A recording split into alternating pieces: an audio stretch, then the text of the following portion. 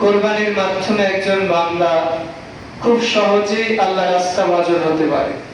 কোরবানির মাধ্যমে একজন বান্দা খুব সহজেই আল্লাহর প্রিয় বান্দা হতে পারে। কোরবানি এমন একটা ইবাদত, এই যে শুধু বছরে একদিন, 2 দিন, 3 দিন বা 4 দিন ঘটাও করে বড় গরু, ছাগল ইত্যাদি পশু ক্রয় করে কোরবানি করলাম, গোশত খেলাম, মানুষকে দিলাম, এইটা না। বরং কোরবানির ইতিহাস শত শত হাজার হাজার বছর থেকে। কোরবানির ইতিহাস শুধু কোরবানি না, বরং কোরবানির সবচেয়ে গুরুত্বপূর্ণ যেটা শিক্ষা, যেটা উদ্দেশ্য, সেটা হচ্ছে আমাদের অন্তরের মধ্যে যে একটা পশুত্ব আছে, এই জিনিসটার বিরুদ্ধে সংগ্রাম করার জন্যই মূলত কোরবানি। কারণ কোরবানির ইতিহাসে শুরু হয়েছিল আমাদের খাহেশিয়াত, আমাদের প্রবৃত্তি, অথবা আমাদের মধ্যে যে জিনসিয়াত, জন্মগত একটা বৈশিষ্ট্য আছে, পাপ করি, অশ্লীলতায় লিপ্ত হই, এই বৈশিষ্ট্যগুলোকে কোরবানি করার জন্য মূলত আল্লাহ কোরবানির বিধান দিয়েছে বলে সুবহানাল্লাহ। কোরবানি মূলত এটাকে আরবিতে বলা হয় কোরবান। উর্দু বা ফার্সিতে আমরা যেটাকে কোরবানি বলি, এটা মূলত উর্দু বা ফার্সি, যেটাকে কোরআনে উদহিয়া, দহিকা বেশ কয়েক জায়গায় বেশ কয়েকটি নামে উল্লেখ করা হয়েছে। তো কোরবানি মানে হচ্ছে আত্মসমর্পণ করা, বিসর্জন করা, ত্যাগ করা, নিজের চাওয়া পাওয়া কর্মের সামনে সঁপে দেওয়া। ইসলামী শরীয়তের পরিভাষায় আল্লাহ সন্তুষ্ট লাভের উদ্দেশ্যে শরীয়ত নির্ধারিত কাজের মাধ্যমে, নির্দিষ্ট সময়ে, নির্দিষ্ট নিয়মের মাধ্যমে যে পশু আল্লাহর জন্য দিয়ে দেওয়া হয় তাকেই কোরবানি বলে। তাহলে আমরা বুঝলাম যে কোরবানি ওইটাকে বলা হয় যেটা আল্লাহর জন্য নির্দিষ্ট দিনে, নির্দিষ্ট কার্য প্রণালীর মাধ্যমে যে পশু আল্লাহর জন্য দিয়ে দেওয়া হয়, এটাকেই মূলত কোরবানি বলা হয়। কিন্তু আমরা যদি মনে করি কোরবানি মানে এলাকার সবচেয়ে বড় যে পশুটা, এটা আমি কোরবানি দিব, আমি তো এইবার নতুন সংসদ সদস্য হয়েছি, সামনে চেয়ারম্যান, মেম্বার পদপ্রার্থী আছি, তার মানে আমাকে এমন একটা কোরবানি করে দেখাতে হবে যাতে মানুষের চোখে পড়ে, নজরে পড়ে। যদি এই উদ্দেশ্যই হয় তাহলে এই কোরবানি কোশ্চিনকালে আল্লাহর কাছে কবুল হবে না। কারণ কোরবানির ইতিহাস যদি আমরা দেখতে যাই, তাহলে আদম আলাইহিস সালামের সময় থেকেই মূলত কোরবানির সূচনা হয়েছে। সূরা মাইদা 5 নম্বর সূরা 27 নম্বর আয়াতে আল্লাহ রাব্বুল আলামিন বলছেন, "ওয়াতলু আলাইহিম নাবা ইবনে আদম বিল হক।" আমি তোমাদের কাছে আদমের সন্তানদের একটা সত্য, একটা সুন্দর শ্রুতি মধু তোমাদের ঘটনা শোনাবো। আল্লাহ বলছেন যে আমি তোমাদেরকে আদম সন্তানের একটা ঘটনা শোনাবো। সেই ঘটনাটা কি? আল্লাহ বলছেন যে ইদ কুরবানা, যখন কুরবানি করার জন্য তার ইচ্ছা পোষণ করলেন, কুরবানি করে ফেললেন, ফাতাকুব্বিলা মিন আহাদিহিমা, আল্লাহ একজনের কুরবানি কবুল করে ফেললেন, আর আরেকজনের কুরবানি ওয়ালাম ইয়াতাকাব্বালু মিনাল আখিরিন, কিন্তু একজনের কুরবানি আল্লাহ কবুল করেন না। আল্লাহ এখানে আদম আলাইহিস সালামের সন্তানদের ঘটনা উল্লেখ করতে যে বললেন, বা কুরবানির ইতিহাস যদি আমরা দেখতে যাই, মূলত এটাই ইতিহাস। যা আদম আলাইহিস সালামের 2 সন্তান আল্লাহর জন্য কুরবানি করলেন, হাবিল এবং কাবিল। একজনের কুরবানি আল্লাহ কবুল করে নিলেন, আর আরেকজনের কুরবানি আল্লাহ কবুল করলেন না। এইবার যখন আল্লাহ রাব্বুল আলামিন হাবিলের কুরবানি কবুল করলেন, কাবিলেরটা করলেন না। মূলত হাবিল এবং কাবিল তারা 2 ভাই ছিল। তখনকার সময় কুরবানি কবুলের বা কুরবানি দেওয়ার নিয়ম ছিল যে নির্দিষ্ট একটা সময়ে, নির্দিষ্ট একটা জায়গায় এলাকার সব মানুষ একত্রিত হবে, এরপরে সে যেটা আল্লাহর জন্য দিতে চায় ওইটা খোলা ময়দানে উপস্থিত করবে। আল্লাহ যেটা কবুল করবেন সেটা ধোয়ার মতো বা মেঘাচ্ছন্ন কিছু এসে ওই জিনিসটাকে উপরে উঠিয়ে দিয়ে যাবে। সুবহানাল্লাহ। তো হাবিল এবং কাবিল 2 জনই কুরবানি করলো। হাবিল ছিল, সে খামারের কাজ করত, অর্থাৎ গরু ছাগল পশু পাখি লালন পালন করতে। আর কাবিল সে কৃষি কাজ করত। দুইজনই দেখলো যে আমি যেহেতু কৃষি কাজ করি, তা আমি যে জিনিস কাজ করি এই জিনিসটাই আমি দিয়ে দিই। আর আরেকজন বললো যে আমি তো পশু পাখি লালন পালন করি, তো আমার পশুর মধ্যে সবচেয়ে ভালো যেটাই আল্লাহর জন্য দিয়ে দিই। কিন্তু কাবিল চিন্তা করলো যে আল্লাহ তো ভালোই কি আর মন্দই কি, আল্লাহর তো প্রয়োজন নেই, তো আমি ভালো জিনিস দিলে ওই জিনিসটা যদি আল্লাহ নিয়েই নেয় আমি তো ব্যবহার করতে পারবো না, অতএব আমার শস্যের মধ্যে যেগুলো নিম্নমানের পচা গলা যেগুলো ব্যবহার করার অনুপযোগ্য এগুলো আমি দিই। তো দুইজনে উপস্থিত করলো, আল্লাহ রাব্বুল আলামিন হাবিলের কোরবানি কবুল করে নিলেন বলে আলহামদুলিল্লাহ। কাবিলের কোরবানি আল্লাহ কবুল করলেন না। তো কাবিল এবার ঈর্ষাপরায়ণ হলেন, বা এটা একটা লাঞ্ছনা লজ্জার বিষয় যে সমস্ত মানুষ জেনে গেল যে কাবিলের কোরবানি আল্লাহ কবুল করেন নাই, হাবিলের কোরবানি আল্লাহ কবুল করেছে। তখন মানুষ যখন কাবিলকে ভৎসনা দিচ্ছিল, বিভিন্ন ভাবে ক্রিটিসাইজ করছিল, ইগনোর করছিল, তখন কাবিল তার ভাইকে লক্ষ্য করে বলছেন, অবশ্যই অবশ্যই নিশ্চয় আমি তোমাকে হত্যা করবই। তিনি নিশ্চয়তা দিলেন যে অবশ্যই অবশ্যই আমি তোমাকে হত্যা করবই। কি জন্য? তোমার কোরবানি কবুল হয়েছে, আমার কোরবানি কবুল হয় নাই। এইবার হাবিল বলছেন যে তুমি আমাকে হত্যা করো আর যাই করো, আমি তোমাকে হত্যা করব না। তুমি যদি আমার উপর জুলুম করো, আমাকে মেরেও ফেলো, আমাকে হত্যাও করো, এরপরেও আমি তোমাকে হত্যা করতে যাব না। সুবহানাল্লাহ। দেখেন ইসলামের আদব বা শিষ্টাচার, মৌলিকভাবে এটাই হচ্ছে কুরবানির ইতিহাস। আল্লাহ রাব্বুল আলামিন হাবিলের কুরবানি কবুল করেছিলেন আর কাবিলের কুরবানি কবুল করেন নাই। কি জন্য? কারণ তার নিয়তের মধ্যে সমস্যা ছিল, তার নিয়তের মধ্যে গরমিল ছিল। তার উদ্দেশ্য ছিল যে আল্লাহর ভালো জিনিস দিয়ে কি করবে, ভালো জিনিসের তো প্রয়োজন নেই, অতএব খারাপ জিনিস দিয়ে। আর হাবিল কি করেছিলেন? সবচেয়ে যেটা ভালো জিনিস, উত্তম জিনিস এটা দিয়েছিলেন, আর আল্লাহ সেটাই কবুল করে নিয়েছিলেন বলে সুবহানাল্লাহ। এইখান থেকে মূলত কোরবানির ইতিহাস। এরপর আমাদের উপরে তখন থেকে শুরু করে প্রত্যেক নবী রাসূলের যুগে কোরবানির বিধান ছিল, তবে নিয়ম বা কোরবানি করার পদ্ধতি হয়তো কিছুটা ভিন্নতা ছিল।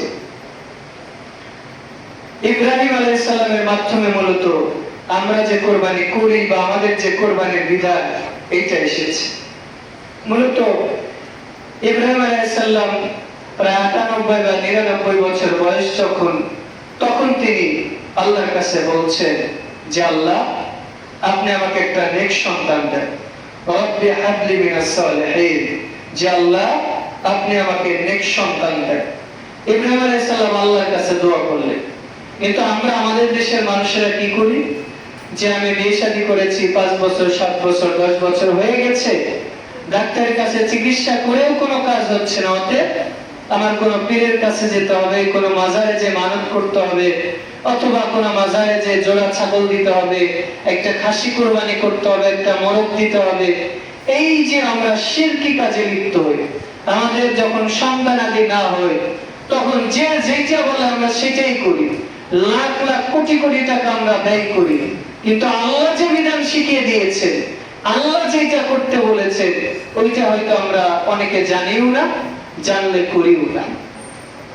ইব্রাহিম আলাইহিস সালামের যখন ৯৮ বা ৯৯ বছর বয়স, তখন তিনি আল্লাহর কাছে কাকুতি মিনতির সাথে বলছেন, রব্বি হাবলি মিনাস সালিহিন, আল্লাহ আপনি আমাকে একটা নেক সন্তান দিয়ে দেন। আল্লাহ আমি তো বান্দা, আমার স্ত্রী তো বান্দা, সে তো এমন অবস্থায় উপনীত হয়েছে তার সন্তান প্রসব করার মতো সক্ষমতা নেই। আল্লাহ আমি যে বয়সে উপনীত হয়েছি, সন্তান জন্ম দেওয়ার মতো আমার সক্ষমতা নেই। রব্বি হাবলি মিনাস সালিহিন, আল্লাহ আপনার কাছে যদি কেউ চায়, কেউ নিরাশ হয় না। আল্লাহ সারা দুনিয়ার মানুষ যেখানে অক্ষম অপারগ, যেখানে কিছুই পারে না, সেখানে আপনি যদি বলেন কুন ফায়াকুন, আপনি হয় বললে হয়ে যায়। অতএব আল্লাহ দুনিয়ার কোন মানুষের কাছে চাই নাই, আপনার কাছে চেয়েছি, আপনি আমাকে একটা নেক সন্তান দান করুন বলে সুবহানাল্লাহ।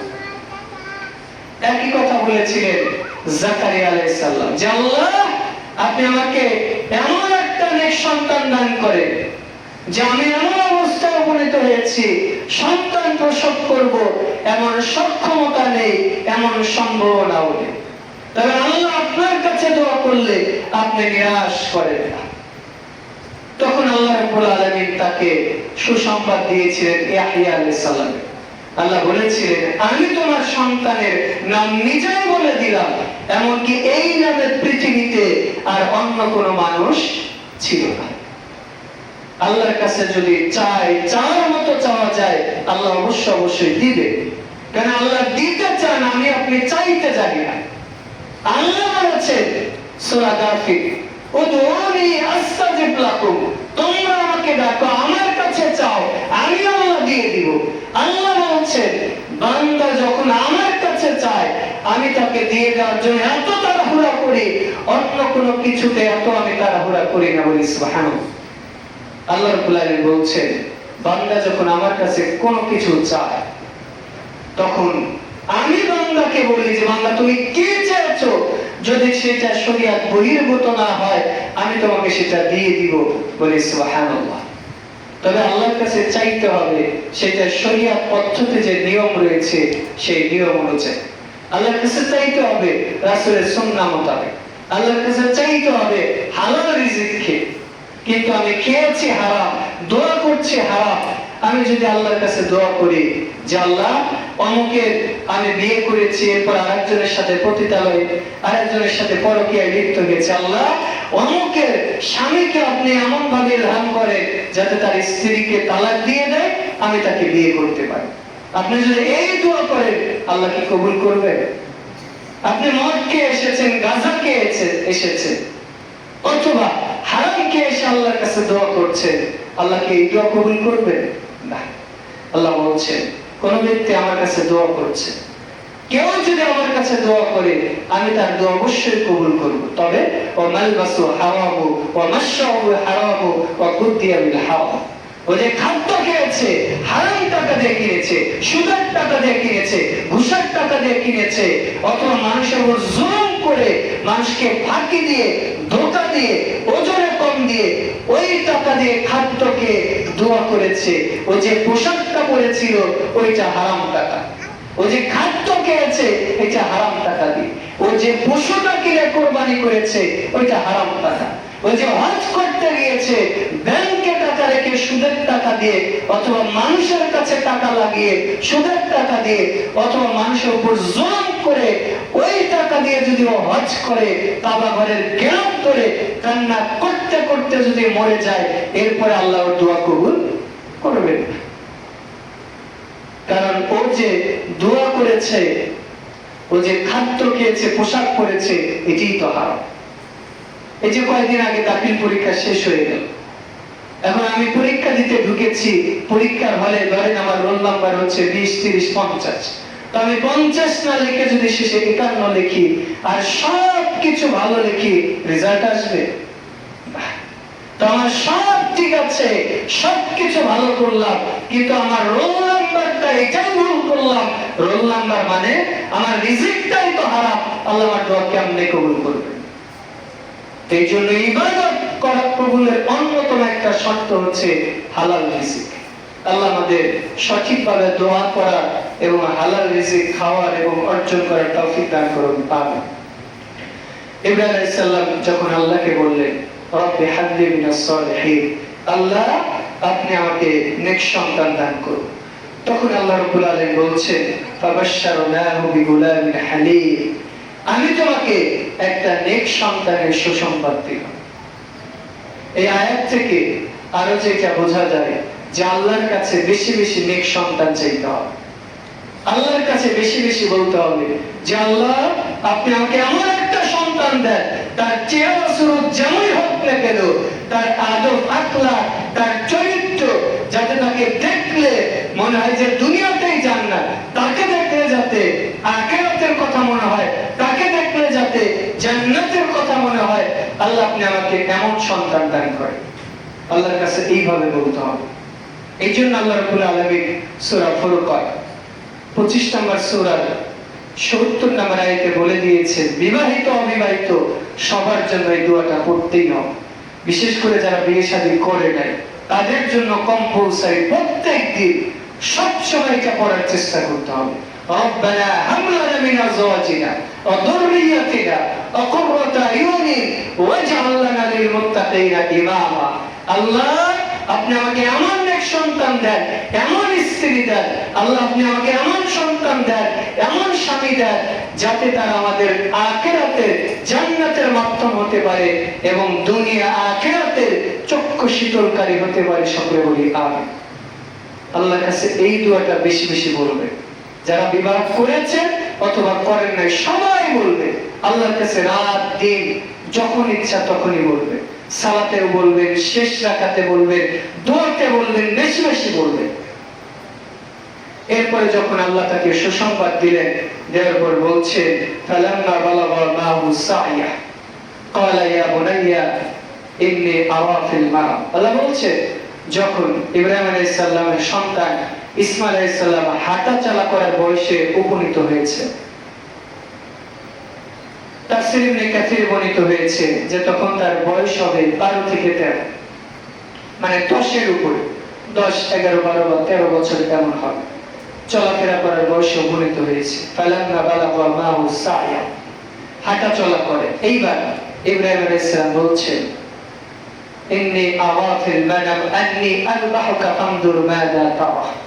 আমি স্বপ্ন দেখলাম যে আমি তোমাকে জবাই করছি।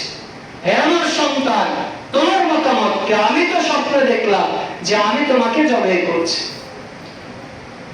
তখন এইটা তিনি বলার পরে বলছেন যে আল্লাহ আমাকে আদেশ করেছেন যে আমি যাতে এই কাজটা করি।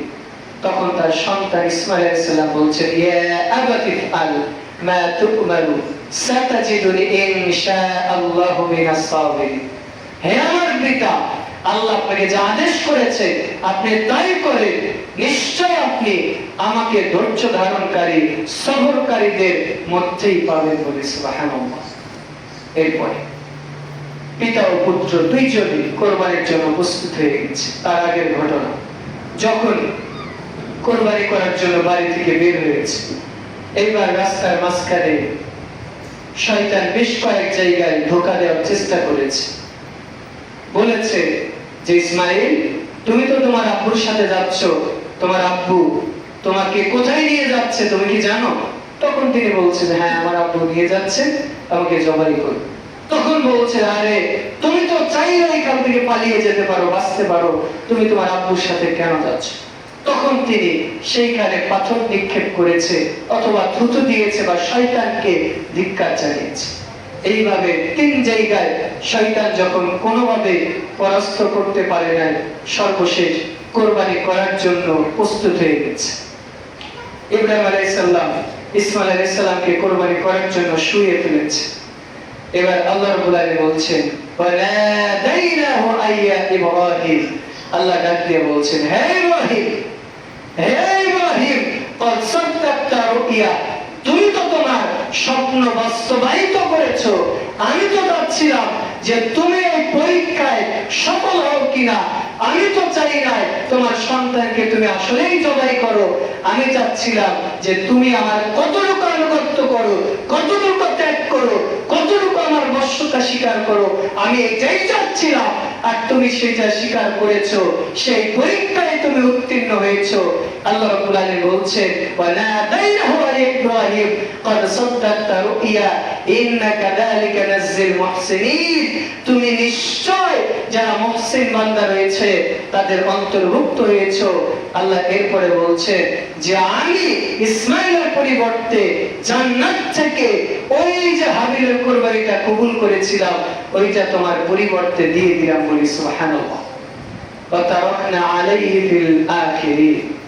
এবং এই কুরবানির বিধান শুধু তোমার জন্য বা তোমাদের জন্য না, পরবর্তী যারা রয়েছে কিয়ামত পর্যন্ত যত মানুষ আসবে, যত উম্মাহ আসবে, সবার জন্যই আমি এই কোরবানির বিধান দিয়ে দিলাম বলে সুবহানাল্লাহ। দেখেন, কোরবানি শুধু পশু জবাই করা বা পশু খাওয়ার ইতিহাস না। আমরা যদি সেই ইসলামের ইতিহাসের প্রথম কোরবানির যে ইতিহাসটা একটু আগেই বললাম, হাবিল এবং কাবিল, এটাও ত্যাগের ইতিহাস। আবার একটু আগে আমরা যেটা আলোচনা করলাম ইব্রাহিম এবং ইসমাইল আলাইহিস সালামের, এইটাও ত্যাগের ইতিহাস।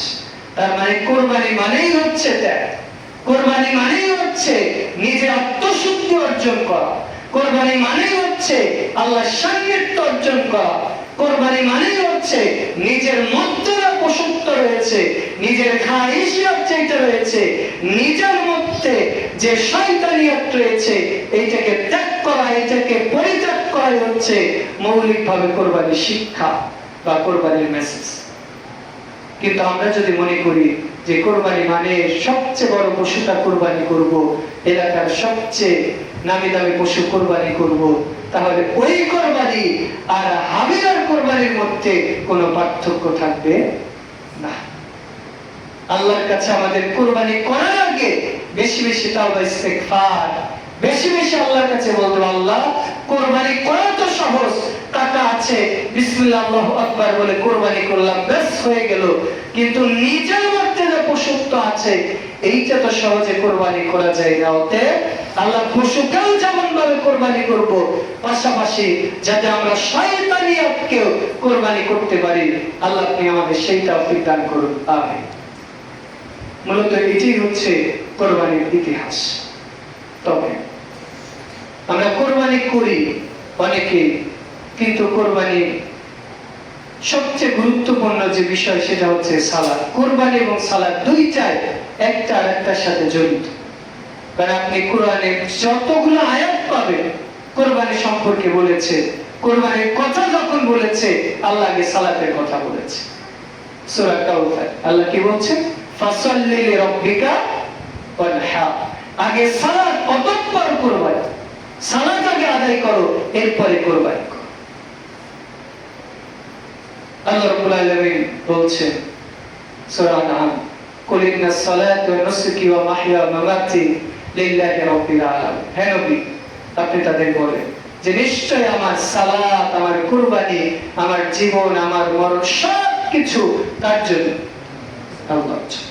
তাহলে আল্লাহ রাব্বুল আলামিন এখানে সালাতের কথা বলেছে।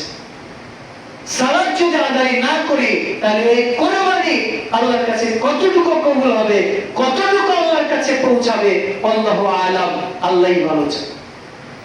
তবে আমাদের যেটা মনে হয় যে সালাতবিহীন কোরবানি আল্লাহর কাছে কবুল হবে না, এটাই সঠিক।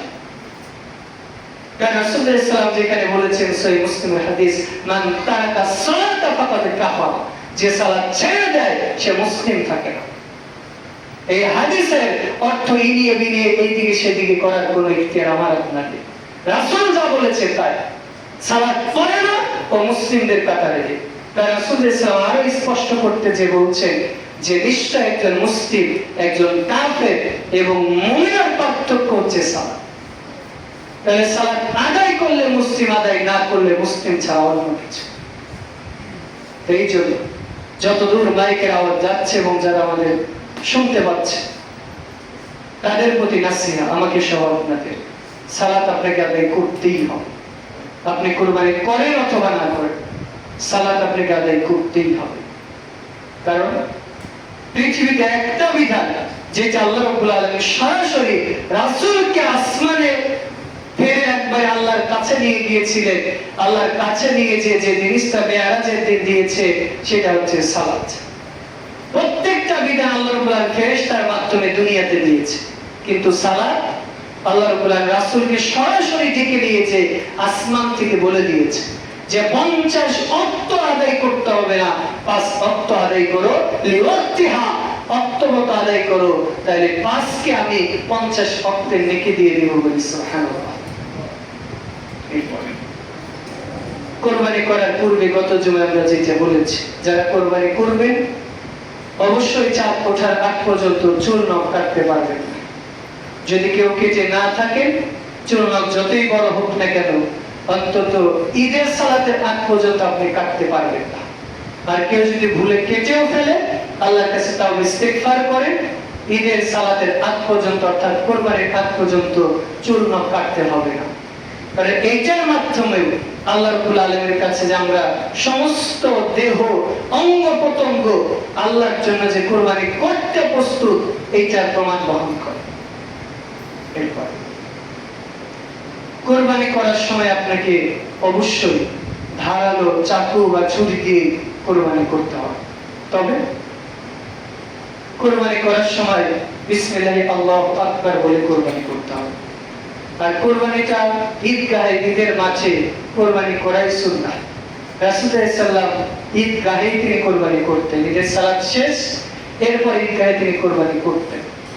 তবে কেউ চাইলে বাড়িতে বা অন্য জায়গায় করতে পারে, কিন্তু সুন্নাহ হচ্ছে ঈদগাহে কোরবানি করা। আর কোরবানির জন্য আপনাকে শুধু বিসমিল্লাহি আল্লাহু আকবার বাস এই দোয়া বললেই যথেষ্ট হয়ে যাবে। তাকাব্বালাল্লাহু মিন্না ওয়া মিন আহলি বাইত, এই যে দোয়া আছে, এটা রাসূল সাল্লাল্লাহু আলাইহি ওয়াসাল্লাম খাস করে বলেছিলেন, আমাদের বলতে হবে না। আমরা শুধুমাত্র বিসমিল্লাহি আল্লাহু আকবার, আপনি মুরগি জবাই করার সময় যে দোয়া বলেন, একইভাবে যখন কোরবানি করবেন এই দোয়াটাই বলবেন। নিজের পশু নিজে কোরবানি করাই ভালো।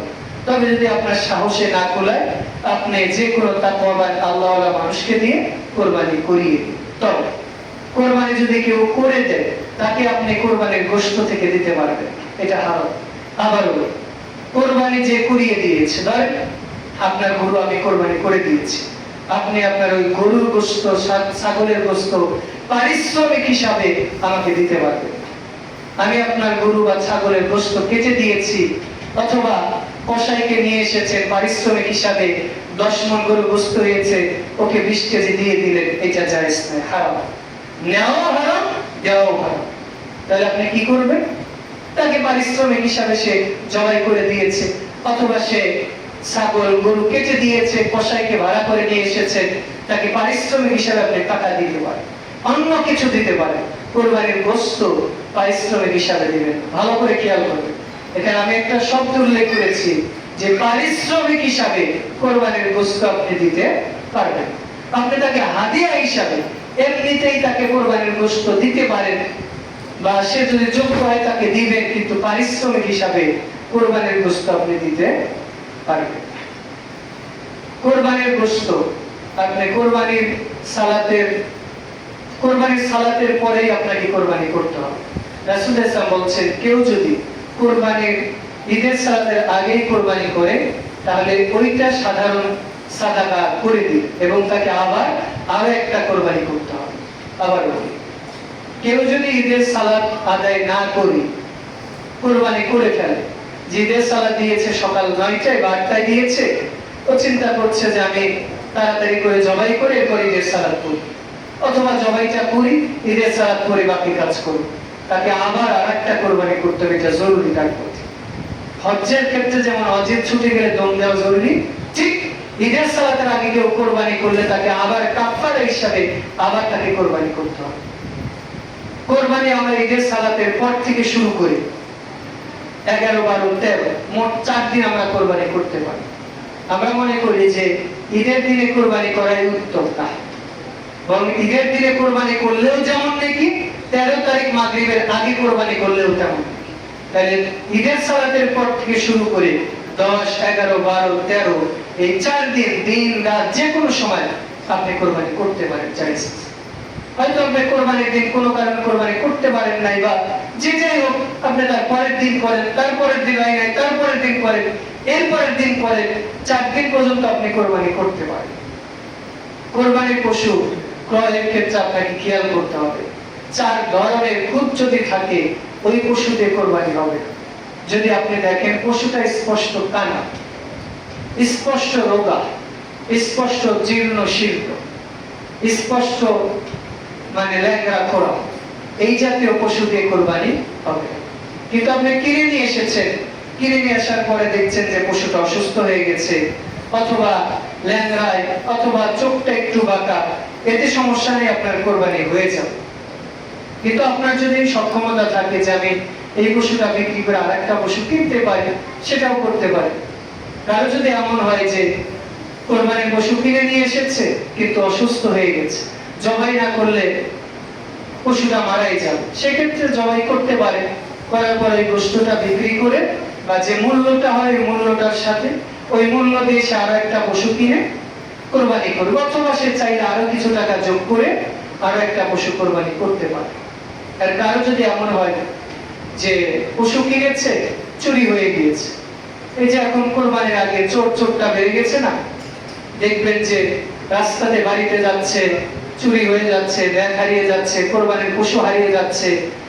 আর যেহেতু চুরির কথা আসলো, আশেপাশে আমি যেহেতু এলাকা থাকি, আমরাও বলি এই এলাকায় যারা আছেন, আমরা যারা আছি, এখনো হয়তো আজকে বৃষ্টির দিন দেখে আপনারা দেখতে পাচ্ছেন না, যদি এই সময় আগামীকালকে আসবেন দেখবেন আশেপাশে ঘুরে বেড়ায়। তো যারা ঘুরে বেড়ায়, কয়েকদিন আগে একজনের বাড়ি থেকে হাঁস চুরি হয়েছে, বিভিন্ন সময় আমাদের মসজিদের এর আগে তার চুরি করেছে, আমি যে বাসায় থাকি মোটরের তার চুরি করেছিল, এর আগে বেশ কয়েকটা বাড়ি থেকে জুতা চুরি করেছে। তাহলে এই চুরিগুলো কারা করে? অন্য এলাকার লোক, অন্য দেশের লোক, ফেরেশতা করে, গ্রহ নক্ষত্রের লোক করে, নাকি এই এলাকায় যারা ঘুরে বেড়ায়? তাহলে আপনারা তো অনেকেই দেখি যে দেখেও না দেখার ভান করে। এই যে এই এলাকায় যারা আশেপাশে আছেন, বিশেষ করে ক্যান্টনমেন্ট এলাকার অনেকে আছেন, আপনাদেরকে বলি যে আপনাদের যদি সক্ষমতা থাকে, এই সমস্ত যারা গাজারু আছে, শব্দটা বললে শুনতে হয়তো অনেকে খারাপ লাগে, কিন্তু বলি এই জন্য কারণ এখানে আমরা গড়ে উঠেছি, আমরা এখানে থাকি, আমাদের বাচ্চা কাচ্চা আছে, মাদ্রাসার ছেলে মেয়ে ওদেরকে দেখে, আল্লাহ না করুক হয়তো ওরাও শিখে যেতে পারে। এই জন্য আমার মনে হয় যে প্রশাসনিক ভাবে, জোরালো ভাবে এদের কঠোর ভাবে দমন করতে হবে।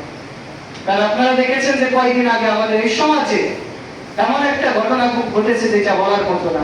এই যে আপনারা দেখতে পাচ্ছেন যে 2 দিন থেকে রামেশার ঘটনা, তার চেয়ে মারাত্মক ঘটনা ঘটতে যাচ্ছে। তো তারা করে এই উদ্বাস্তুরা, যাদের বংশ পরিচয় নেই, এরাই করে।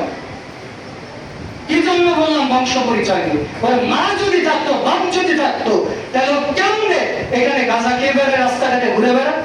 এখানে মাদ্রাসা আছে, মসজিদ আছে, এরপর টয়লেটের মধ্যে বসে সিগারেট খায়। এই জন্য আইন যদি না থাকে, আমাদের পঞ্চায়েত গড়ে তুলতে হবে, এদের কঠোরভাবে দমন করতে হবে। আজকে আমি আছি, হয়তো 2 বছর পর আমি থাকবো না, আপনি থাকবেন, আপনার ছেলে মেয়ে থাকবে, ওরা তো এদের থেকে শিখবে।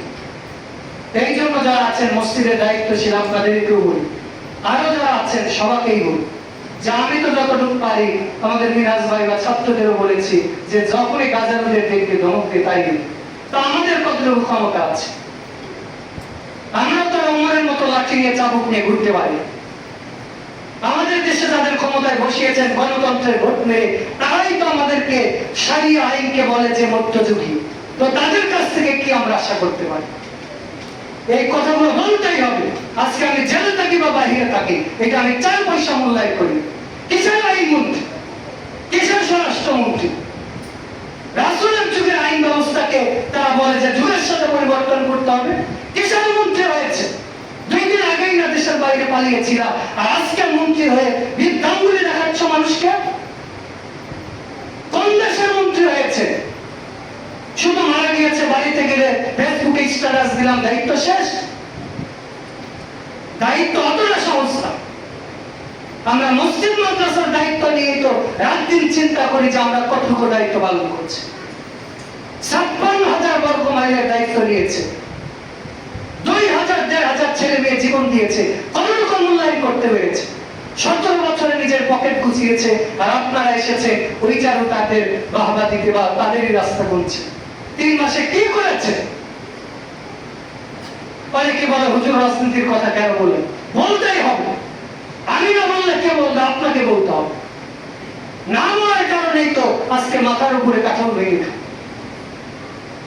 কারণ আজকে রামিসার জন্য দরদ দেখাচ্ছে, রামিসার মতো আর কারো ঘটনা ঘটে নাই? কত রামিসাতে যাচ্ছে এই 2.5-3 মাসের মধ্যে, কত ঘটনা ঘটেছে, কয়টার বিচার করেছে, কয়টার বিচার হয়েছে? আর বলছেন যে শরিয়া আইন মধ্যযুগী আইন। এই জন্য আপনাদেরকে বলি যে রাষ্ট্র আমার আপনার দায়িত্ব নিবে না। এই রাষ্ট্র ততক্ষণ নিবে যেটা ভাইরাল হবে, সে ফেসবুকে স্ট্যাটাস দিবে, 5 লক্ষ টাকা দিয়ে দিবে, বাস আপনার মেয়ের, আপনার সন্তানের জীবনের মূল্য হয়ে গেল। এই রাষ্ট্র ততদিন পরিবর্তন হবে না যতদিন আমি আপনি পরিবর্তন হব।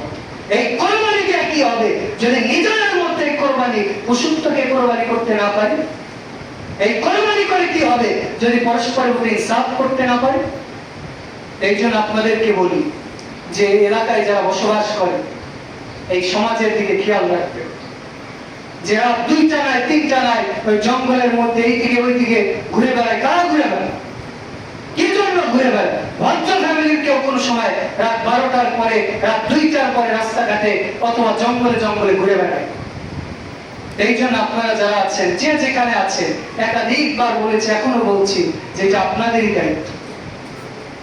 আপনাদেরই দায়িত্ব, আপনারাই এই সমাজে থাকেন, আপনাদেরকে চেষ্টা করতে হবে। নিজে না পারলে সামাজিক পঞ্চায়েত করে তোলেন, এটা না পারলে রাষ্ট্রীয় ভাবে করেন, যেভাবে করেন না কেন এদের দমন করার চেষ্টা করতে হবে। আল্লাহ আমাদের তৌফিক দান করুন। আর আল্লাহ এই সমাজে যে সমস্ত বকাটে ছেলেরা আছে আল্লাহ তাদেরকে হেদায়েত করে অথবা তাদেরকে ধ্বংস করেন সকলে মিলে। আল্লাহ আপনি আমাদের সকলকে ইসলামের বিধানগুলো মেনে চলার তৌফিক দান করুন। বলছিলাম যে কুরবানি রাসূলুল্লাহ সাল্লাল্লাহু আলাইহি ওয়াসাল্লামের সুন্নাহ মোতাবেকই করতে হবে। কুরবানি করার ক্ষেত্রে আমরা অনেকেই একই পশুতে কুরবানি এবং আকিকা করি, কিন্তু কুরবানি ভিন্ন ইবাদত, আকিকা ভিন্ন ইবাদত। কুরবানি আপনাকে উট, দুম্বা, ছাগল, ভেড়া দিয়ে মহিষতে করতে পারে, কিন্তু আপনি আকিকা আপনাকে ছাগল দিয়েই করতে হবে। একই পশুতে সারা দুনিয়া সব গরু যদি আপনি আকিকা করেন আপনার ছেলের জন্য, মেয়ের জন্য, এরপরে হবে না। আবার রাসূলুল্লাহ সাল্লাল্লাহু আলাইহি ওয়াসাল্লামের হাদিস যেটা প্রমাণ বহন করে যে আকিকা পশু দিয়ে করতে হবে। কোন পশু? ছাগল দিয়ে করতে হবে, অথবা দুম্বা অথবা ভেড়া, কিন্তু আপনি গরু দিয়ে মহিষ দিয়ে আকিকা করতে পারবেন না। আর একই পশুতে আকিকা এবং কোরবানি হওয়া তো দূরের কথা, মৃত ব্যক্তির নামে কোরবানি করতে পারবেন না। কেউ মারা গিয়েছে তার নামে তার উদ্দেশ্যে কোরবানি করা যাবে। কেউ যদি করেই ফেলে ওই গোশত যে কোরবানি করেছে সেও খেতে পারবে না। ফকির মিসকিনকে দিয়ে দিন, পুরো গোশত ফকির মিসকিন যারা অসহায় আছে তাদেরকে দিয়ে দিতে হবে। কোরবানি একটা পরিবারের জন্য একটাই যথেষ্ট, তবে একটা পরিবারের জন্য একাধিক পশু কেউ চাইলে কোরবানি করতে পারে। একটা পরিবারে 5 জন, 10 জন, 20 জন, 100 জন যদি সদস্য থাকে, একটা ছাগল হোক, একটা গরু হোক, ওইটাই যথেষ্ট। একাধিক পশু যদি কারো সামর্থ্য থাকে সে সেটাও করতে পারে। আর কোরবানি করার সময় একটু আগে যেটা বললাম যে বিসমিল্লাহি আল্লাহু আকবার বলে কোরবানি করতে হবে। কোরবানি করার সময় আমরা খেয়াল করব যে বয়স ঠিক হয়েছে কিনা। বয়স ঠিক বলতে গরুর ক্ষেত্রে 2 বছর অথবা দাঁত, দুধের দাঁত ভেঙে নতুন দাঁত উঠেছে কিনা এটা খেয়াল করতে হবে। কারণ এখন তো দেখা যায় যে কোরবানির আগে দাঁত উঁচিয়ে হোক, বিভিন্ন ভাবে হোক, মানে ভিটামিন খেয়ে গরিব গরুটা বড় করেছে, কোরবানির আগে বেশি দামে বিক্রি করার জন্য এই কাজ করে। আপনাকে ভালোভাবে যতটুকু পারেন যাচাই বাছাই করে দেখতে হবে যে গরুটার বয়স ঠিকঠাক আছে কিনা, বা দাঁত পরে দুধের দাঁত পরে নতুন দাঁত উঠেছে কিনা। ছাগলের ক্ষেত্রে আপনাকে 1 বছর খেয়াল করতে হবে, 1 বছর অথবা দুধের দাঁত ভেঙে নতুন দাঁত উঠেছে কিনা। যদি আমরা মনে করি যে ভেড়া বা দুম্বার ক্ষেত্রে 6 মাস না, ওটা রাসূলুল্লাহ সাল্লাল্লাহু আলাইহি ওয়াসাল্লাম একজন সাহাবীকে খাস করে অনুমোদন দিয়েছি, তবে আমাদের জন্য জানা, আমাদের জন্য বিধান হচ্ছে দাঁত ভেঙে নতুন দাঁত উঠবে অথবা 1 বছর পার হতে হবে। এরপরে কোরবানি কিনে নিয়ে আসার পরে আমরা অনেক সময় লাল ফিতা বা লাল জাতীয় কিছু গলায় ঝুলিয়ে রাখি। এটা যদি আমরা বিশেষ বরকত বা বিশেষ নিদর্শন মনে করি, এমন একটা হাদিসও আছে, তবে সেটা জরুরি। এই হাদিসের আলোকে যদি আমরা আমল করতে চাই তাহলে সঠিক হবে না। বরং আপনি আপনার পশুর মধ্যে চিহ্নিত করার জন্য যদি আলাদাভাবে গলায় কোনো কিছু ঝুলিয়ে দেন সেটা ভিন্ন কথা। কিন্তু কোরবানি কিনে নিয়ে এসেছেন, আপনি লাল কিছু ঝুলিয়ে দিচ্ছেন বা দেওয়ার মাধ্যমে কোনো কিছু বরকত রয়েছে বা এই জাতীয় কিছু যদি মনে করেন সেটা জায়েজ হবে। ঈদের দিনকে কেন্দ্র করে আমরা কোরবানি বা ঈদের দিনকে কেন্দ্র করে কবর জিয়ারত করি, যে আমরা সারা বছর কবর জিয়ারত করি না, শুধু 2 ঈদের দিন আমরা যাই ঈদগাহে যেয়ে কবর জিয়ারত করে আসি, এটা জায়েজ হবে। শুধুমাত্র ঈদের দিন আমরা কবর জিয়ারত করতে পারবো। শুধুমাত্র কি জন্য বললাম যে আপনি যদি এমন হয় যে মাঝে মাঝেই করে, অথবা ঈদের দিন এসেছে এই জন্য করছেন। কিন্তু ঈদের দিন কবর জিয়ারত করলে বিশেষ কোনো ফজিলত আছে, বিশেষ কোনো মর্যাদা আছে, এমন কিছু যদি মনে করা হয় তাহলে সেটা হবে। আবার ঈদ আসলে ঈদকে কেন্দ্র করে বিভিন্ন জায়গায় মেলা, গান বাজনা, কনসার্ট বা বিভিন্ন কিছু করা হয়, এগুলো সম্পূর্ণ নাজায়েজ। আপনি ঈদের পরে বন্ধু বান্ধব একসাথে হয়েছে, দাওয়াত করে খাওয়ালেন, সেটা ভিন্ন কথা। কিন্তু মেলার আয়োজন করছেন, গান বাজনা করছেন, কনসার্ট করছেন, এগুলো জাহিলিয়াত। এগুলো থেকে দূরে থাকার চেষ্টা করতে হবে। আল্লাহ তৌফিক দান করুন। আমিন। এবার আসি যে কোরবানি তাহলে করা আমাদের জন্য ওয়াজিব নাকি সুন্নাহ? সুন্নাহ। রাসূল সাল্লাল্লাহু আলাইহি ওয়াসাল্লাম বলছেন, ইবনে মাজাহ হাদিস 2531 নম্বর হাদিস, যে ব্যক্তি কোরবানি করে, যে ব্যক্তির সামর্থ্য আছে, সামর্থ্য থাকার পরে কোরবানি করলো না, সে যেন আমাদের ঈদগাহে নিকটবর্তী না হয়। অনেকে হাদিসটা সামনে রেখে বলছেন যে কোরবানি করা ওয়াজিব। আব্দুল্লাহ ইবনে আব্বাস এবং মাসউদ রাদিয়াল্লাহু তাআলা বলছেন যে মূলত কোরবানির প্রতি উদ্বুদ্ধ করার জন্য রাসূল সাল্লাল্লাহু আলাইহি ওয়াসাল্লাম এই কথাটি বলেছেন। এর বাস্তব প্রমাণ হচ্ছে সহিহ বুখারী হাদিস, আবু বকর রাদিয়াল্লাহু তাআলা, আব্দুল্লাহ ইবনে আব্বাস রাদিয়াল্লাহু তাআলা, ওমর রাদিয়াল্লাহু তাআলা, তারা মাঝে মধ্যেই কোরবানি করতেন না। কি জন্য? যাতে মানুষ মনে করে, মানুষ যাতে মনে না করে কোরবানি করা ওয়াজিব। তাহলে কোরবানি করা সুন্নাহ বা সুন্নাতে মুআক্কাদাও বলতে পারি। তবে কেউ যদি আবার এই ফতোয়া নিয়ে নেয়, হুজুর তো বলেছে ওয়াজিব না, তার মানে মন চাইলে দিলাম, না হলে না। বরং কোরবানি দেওয়ার চেষ্টা করবেন নিয়মিত, কিন্তু ওয়াজিব মনে করা যাবে। ওয়াজিব মনে করার কারণে কি হয়, আমাদের দেশের কিছু মানুষ যে কোরবানি আমাকে করতেই হবে, এই জন্য ব্যাংক থেকে সুদি টাকা নিয়ে হোক, ঋণ করে হোক, চুরি করে হোক, যেভাবেই হোক আমাকে কোরবানি করতেই হবে। কারণ কোরবানি করা ওয়াজিব। আমার ছোট ভাই কোরবানির গরু কিনেছে 1 লাখ টাকা দিয়ে, আমাকে তো অন্তত 1,10,000 টাকা দিয়ে কিনতে হবে। টাকা থাক অথবা না থাক, ধার করে হোক, চুরি করে হোক, ব্যাংক থেকে সুদ নিয়ে হোক, কোরবানি করতেই হবে। এটা করা যাবে। ধরো আপনার সামর্থ্য আছে, আপনি একাধিক পশু কোরবানি করেন। আপনার সামর্থ্য নেই, আপনি কোরবানি করবেন, তবে চেষ্টা করবেন যাদের সামর্থ্য আছে নিজে কোরবানি করবেন। বা আপনি চাইলে বিভিন্ন জায়গায় গরিব অসহায় মানুষ আছে, তাদেরকে কোরবানি দিয়ে দিতে পারেন। যে ধরেন এই এলাকায় গরিব অসহায় মানুষ আছে, আপনার সামর্থ্য আছে, আপনি 2টা গরু এখানে দিলেন, 2টা রাজশাহীতে দিলেন, অথবা 2টা ফিলিস্তিনের মানুষদেরকে দিয়ে দিলেন। আপনি চাইলে একাধিকটা কোরবানি একাধিক জায়গায় করতে পারেন, কিন্তু কোরবানি করা ওয়াজিব না, সুন্নাহ। বিশেষ করে ঈদের দিন আমাদের করণীয় কিছু কাজ রয়েছে। ঈদের আগে 9 তারিখে আমাদের একটা কাজ রয়েছে, সেদিন সিয়াম রাখতে হবে। রাসূল সাল্লাল্লাহু বলছেন সহিহ মুসলিমের 1161 নম্বর হাদিস, সিয়ামু ইয়াউমি আরাফা আহতাসিবু আলা আল্লাহি কাফিরা সানাতাল্লাতী ক্বাবলা সানাতাল্লাতী বা'দ। কেউ যদি আরাফার দিনে সিয়াম রাখে, একদিন সিয়াম, এই একদিনের সিয়ামের ব্যাপারে আমি আশা করি আহতাসিবু আলা আল্লাহি কাফিরা সানাতাল্লাতী ক্বাবলা সানাতাল্লাতী বা'দ, তার 1 বছর আগে এবং 1 বছর পরে সর্বমোট 2 বছরের গুনাহ আল্লাহ মাফ করে দেন। সুবহানাল্লাহ। তবে আরাফার সিয়াম কবে রাখবো, এটা নিয়ে গত জুমায় বলেছি, 2টা মত আছে। কারো কারো মত হচ্ছে নিজ নিজ দেশের 9 তারিখেই রাখবে, কারণ তাদের দলিল হচ্ছে আরাফা যেহেতু 9 তারিখের সাথে সম্পৃক্ত। কারো কারো মত যে সৌদি আরব যেদিন 9 তারিখ সেই দিনেই রাখবে, কারণ যেহেতু সৌদি আরবের 9 তারিখে আরাফার মাঠে অবস্থান করে, অর্থাৎ মাঠের সাথে সম্পৃক্ত করে যে দেশে যেতেই হোক। তবে আমি যেটা আপনাদের সমাধান করে দিচ্ছি যে 2টাই বিধান রয়েছে, ইখতিলাফি মাসালা আপনি যে কোনো অনুসরণ করতে পারেন।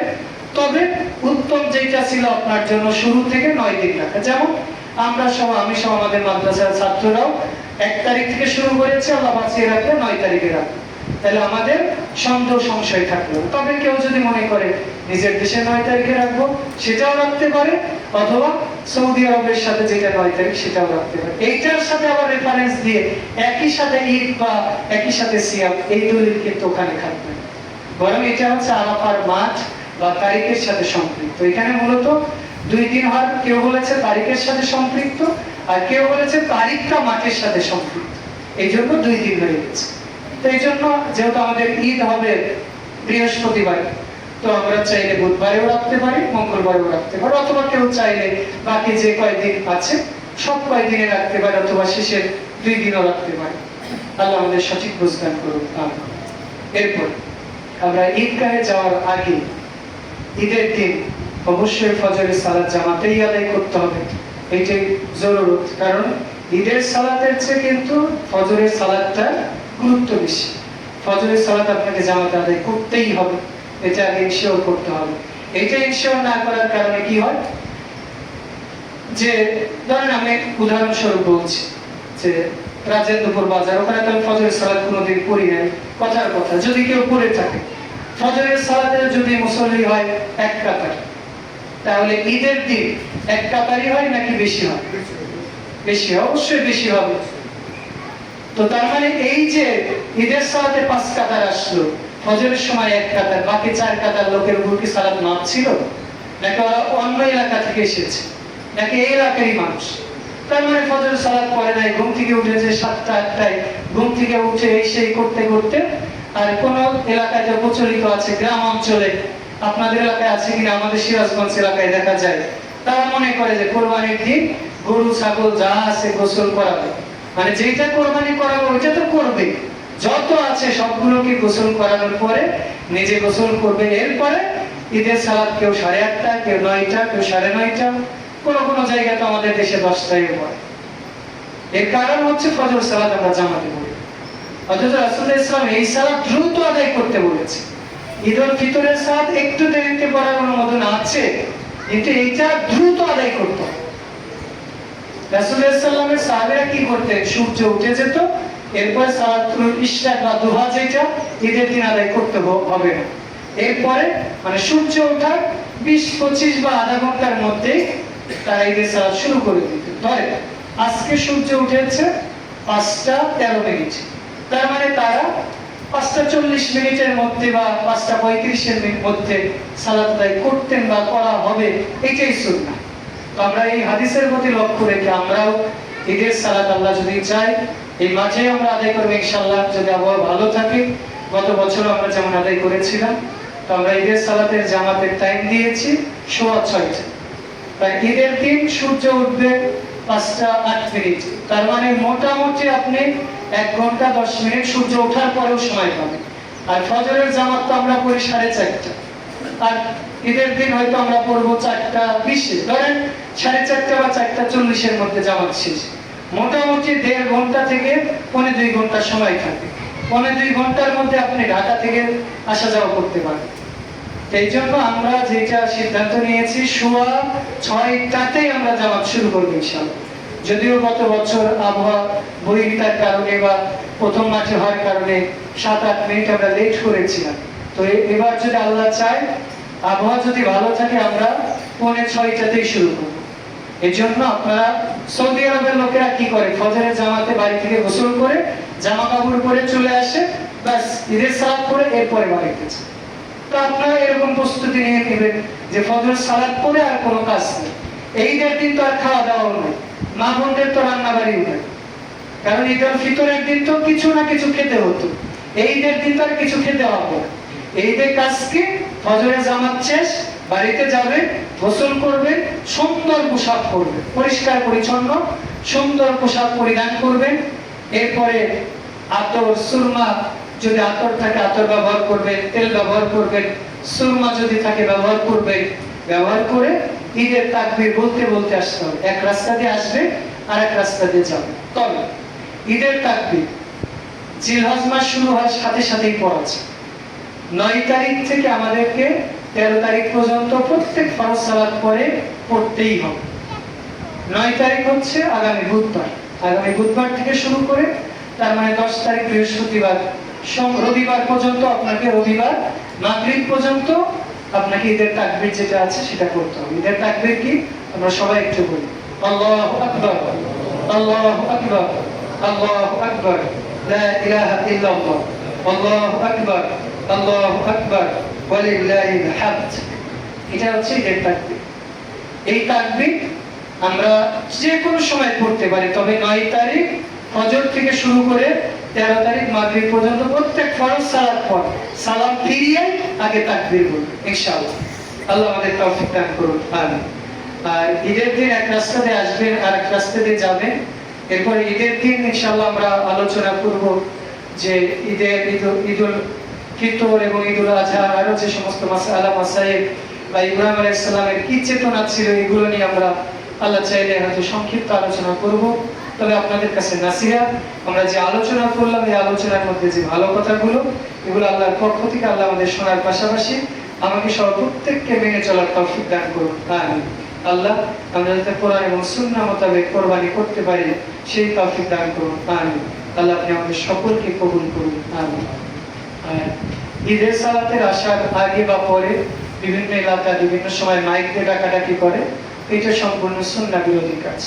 আপনি ঈদের দিন মাইক দিয়ে হোক যেখানে হোক যে এলাকায় যে থাকেন নিষেধ করে দিবেন, এগুলো সুন্নাহ বিরোধী কাজ। বরং বাড়ি থেকে তাকবীর পড়তে পড়তে আসবেন। আমাদের যেহেতু রাস্তা একটাই, হয়তো এই রাস্তা দিয়ে আসবেন, ওই রাস্তাটা যদি শুকনো না থাকে ওইটা দিয়েও আপনি যেতে পারেন।